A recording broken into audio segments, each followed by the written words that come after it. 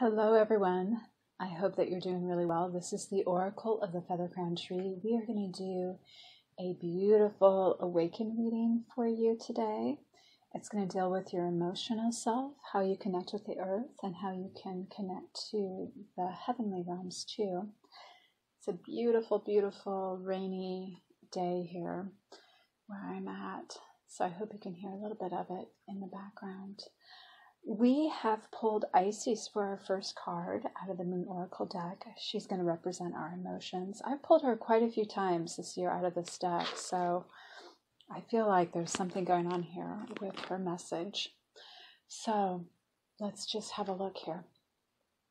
The serene figure of Isis, the greatest of all the Egyptian deities, sister wife of Osiris and mother of Horus, is seated on her throne. She wears the winged headdress of the vulture, on top of which she carries the symbol of the solar disk between the horns of the sacred cow Hathor. In her left hand she holds the Ankh, symbol of eternal life. To her right hand there is a lotus plant in full flower. Her breast is bare, the image of motherhood. The checkered pattern on her throne represents her supreme power over night and day, dark and light, life and death. On the wall behind is a form of a hieroglyph, Ast, meaning the seat of the goddess Isis. Beneath the image are the symbol for the fire sign Leo and the moon disk of the red goddess. Isis was the daughter of Geb and Nut, deities of the earth and the sky.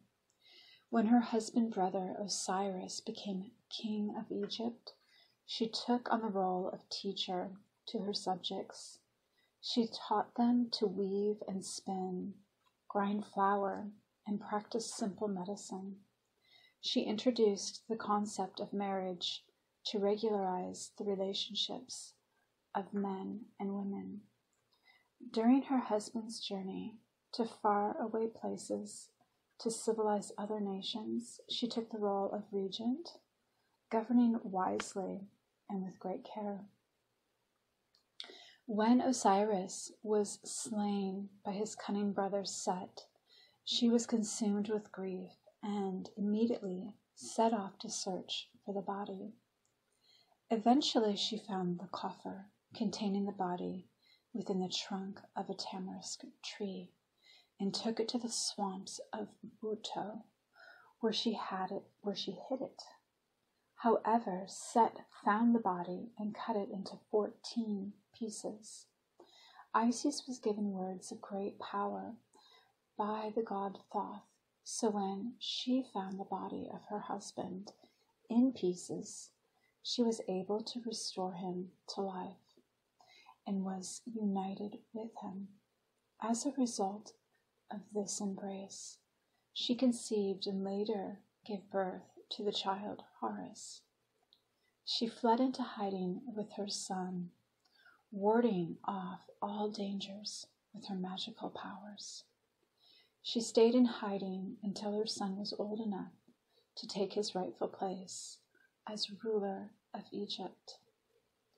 Isis had great magical powers and was the only divinity to discover the secret name of Ra, rare among the world's goddesses.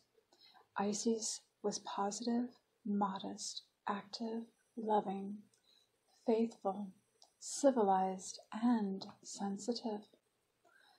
The goddess Isis can handle both the traditional male and female roles equally well.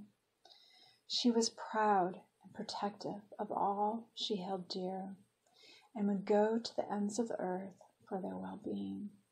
She is an example of faithfulness and power, modesty and sensitivity. If this goddess card is chosen, quiet, unobtrusive honesty and determination will be necessary in order to bring about the desired result. Isis is a red goddess and represents the dignity and authority of a ruler. She urges you to take responsibility and leads the way to the solution of the matter in question. The nature of fire in Leo takes command and dispenses justice with fairness. If the Isis Goddess card is selected, then August will be a significant month with regard to the question. And I always take a therapeutic card, which is below the cards on the top row. And for this position, we have one from the Mudras deck. It's level-headedness, be wise. The Atmanjali Mudra, a greeting to the inner self.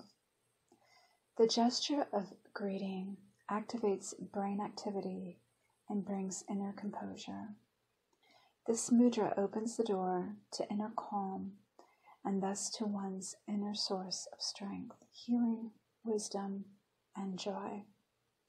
Let your breathing become slow and deep. Year for year, our needs and desires change a little. See through your mind's eye, your source of inner understanding, as a shining apparition of light. Ask this figure whatever you wish to know, what is important to you at present and in the future, what can lighten your life, what is yours, and what will bring fulfillment. Tranquility and inner wisdom characterize my life. So we had this card come up in the reverse position, which really means that this is a good opportunity to turn this around, and as it relates to the Isis card, be able to live life in balance with our male and female energies. Now we're going to move over to the way that we connect to the earth, and we're going to take a card from the Sacred Sites deck. We have Mount Sinai today. Today there is a Greek Orthodox monastery at Sinai, where it is said that Moses, having left his royal life behind, received 2 tablets of stone inscribed with the 10 Commandments. Right now you may feel the things you hold as morally and ethically sacred are being challenged or abused. When people feel like this, it can eventually lead to revolution or fanaticism. Would you ever take such an extreme stance? For others, seeing a corrupt society can lead to apathy and depression. Remember, you have power. You stand on the solid foundation of what you have built and what you believe. Mount Sinai offers you perspective. Heal any rifts with those you should be holding close. Do something today, however small, a text, a call, a letter, to get the relationship back on firm ground. You can rebuild your world, starting with yourself and your family.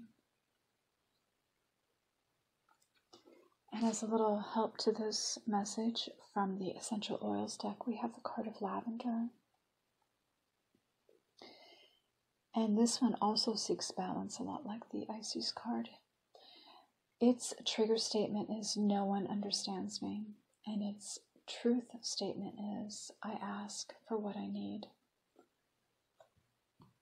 From a place of love, you need to stand up and speak your truth.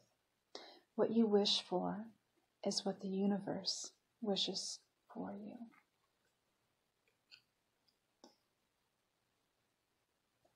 And then we are going to move over to the Angels of Atlantis deck to see what we need to hear from an archangel. And today we have Gabriel, the Divine Messenger, with a theme of benediction.